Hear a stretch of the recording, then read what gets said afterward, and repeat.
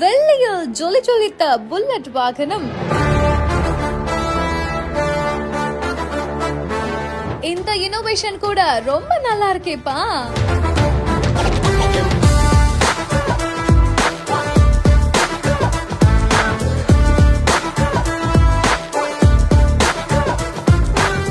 தூத்துக்குடி மாவட்டம் திருச்செந்தூர் அருகே இருக்கக்கூடிய ஏரலை பகுதியை சேர்ந்தவர் தான் ஐயனார். இவர் ஒரு கூலி தொழிலாளியா இருக்காராமா. இவர் தான் தன்னோட புல்லட் பைக்க எல்லாரையும் கவரக்கூடிய வகையில எஸ்எஸ் பொருட்கள் மூலமா அலங்கரிச்சு எல்லாரோட கண்ணையுமே ஈர்த்திருக்காரு. இத பைக் ரசிகர்கள் கண்டு ரசித்து செல்ஃபி எடுத்து மகிழ்ந்திருக்காங்க.